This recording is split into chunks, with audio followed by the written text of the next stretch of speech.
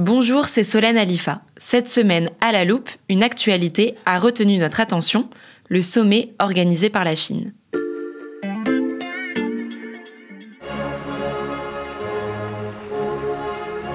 Xi Jinping a revêtu un costume gris à la Mao.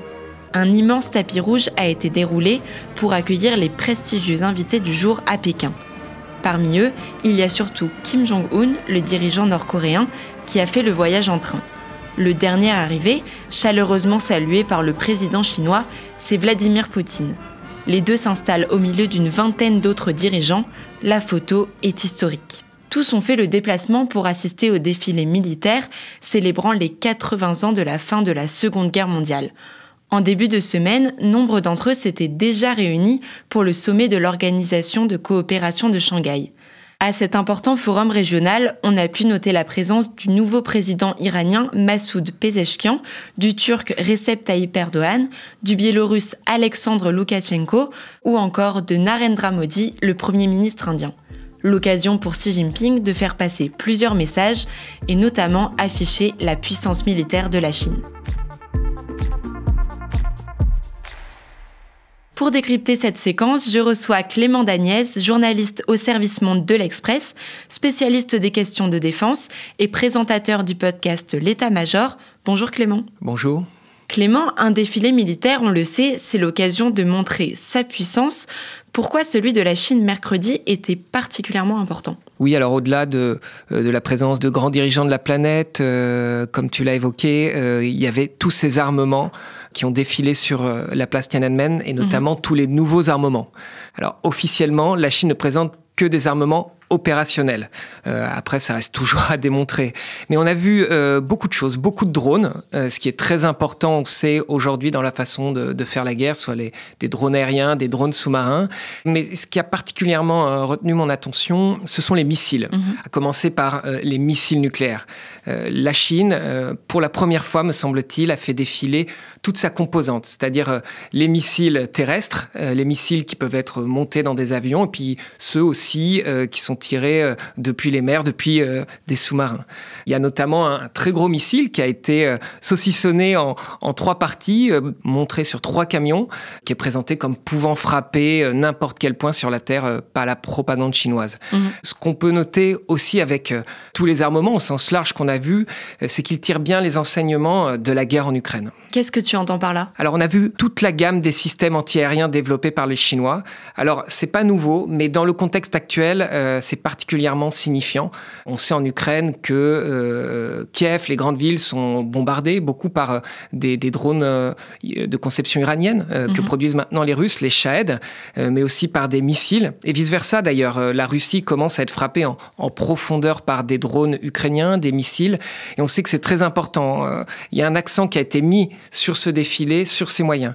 On a également vu pas mal de lance-roquettes en tout genre et la Chine a profité aussi de ce défilé pour montrer toute la gamme de missiles anti-navires qu'elle a développés. On parle donc là d'une modernisation complète. Est-ce que ça, c'est nouveau pour la Chine ? Oui et non. En fait, on sait qu'elle est engagée depuis de longues années sur une modernisation importante qui s'appuie sur sa réussite économique des 40 dernières années. Mais l'accélération dans les programmes militaires, elle a véritablement commencé dans les années 90 parce qu'il y a eu un électrochoc au sein des états-majors chinois. C'est la guerre du Golfe. La première, quand les États-Unis ont répliqué à l'invasion du Koweït contre Saddam Hussein. À l'époque, l'armée irakienne, c'est une armée avec beaucoup de blindés, qui est présentée comme assez bien équipée, avec beaucoup d'hommes, et qui sait se battre. Et l'armée irakienne a été battue extrêmement rapidement, n'a pas fait un pli face aux moyens américains. Ça a été un gros électrochoc pour la Chine qui s'est dit qu'elle était vraiment en retard. Et ce qu'elle se dit, la Chine, évidemment, depuis de longues années, c'est qu'elle veut devenir une puissance majeure, si ce n'est la puissance majeure du XXIe siècle. Donc elle a besoin d'une armée qui soit au top niveau, au niveau quantitatif comme qualitatif. Et on parlait des armes nucléaires, il y a un point très important qui n'a pas été évoqué au défilé, c'est qu'elle a décidé d'augmenter considérablement sa production d'ogives nucléaires et de moyens nucléaires au sens large. Il y a encore quelques années, la Chine, elle avait autant de têtes nucléaires que la France, à peu près 300. Aujourd'hui, selon les experts, elle en a 600 et le Pentagone estime qu'elle pourra en avoir 1500 en 2035. Donc là, il y a une montée en puissance considérable. Est-ce que tout ça, ça montre que la Chine est prête pour un potentiel conflit ? Il y a quelques interrogations concernant l'armée chinoise parce qu'elle ne s'est plus battue depuis 1979. C'était contre le Vietnam et ça s'était d'ailleurs assez mal passé. On sait aussi qu'elle a un fonctionnement de pays autocratique. Donc il y a beaucoup de corruption avec la touche communiste qui est que à tous les échelons de décision hiérarchique, il y a une hiérarchie militaire, mais il y a une hiérarchie politique avec des commissaires politiques. Donc potentiellement, si un jour il y a un conflit, ça peut amener des difficultés dans la prise de décision. Mais tout ça, évidemment, ça reste à prouver. Et le seul moyen d'en être certain, malheureusement, c'est le jour où il pourrait y avoir un conflit. Justement, Clément, quand on parle de la Chine et de conflit, on pense à une éventuelle attaque de Taïwan. Est-ce que c'est cette île qui est visée par le message du défilé militaire chinois ? En filigrane, oui. C'est l'île et les Américains. Parce que l'obsession de la Chine, c'est de pouvoir prendre le contrôle de Taïwan. Les États-Unis lui apportent son soutien. La Chine veut le récupérer par tous les moyens et elle se donne les moyens de le faire avec son armée, avec tous les moyens qu'on vient d'évoquer. En l'occurrence, ces missiles anti-navires, ils sont à destination de la flotte américaine. C'est pour détruire le plus rapidement possible la flotte américaine si jamais elle venait en soutien de Taïwan. Et puis au-delà de tout ça, ça reste évidemment une démonstration de force pour le reste du monde. La Chine veut se présenter comme une armée à laquelle on ne pourra pas résister, à laquelle il ne faut pas se mesurer. Et c'est aussi pour ça que la dissuasion nucléaire, qui était au début de ce défilé, compte tant. C'est donc aussi un défilé avec un message politique. Oui, c'est le deuxième volet de la séquence qu'on a vue cette semaine, avec d'abord le sommet de Tianjin, dont tu as parlé au début de l'épisode.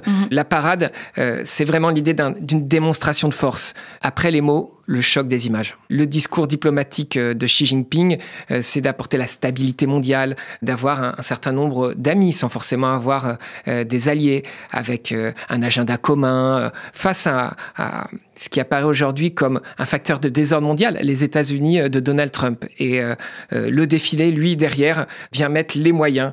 La Chine veut avoir beaucoup d'amis, mais elle veut aussi être crainte. Merci beaucoup Clément pour toutes ces précisions. À bientôt. Et j'ajoute que ton podcast consacré aux questions de défense, l'État-major, sera de retour le mardi 16 septembre.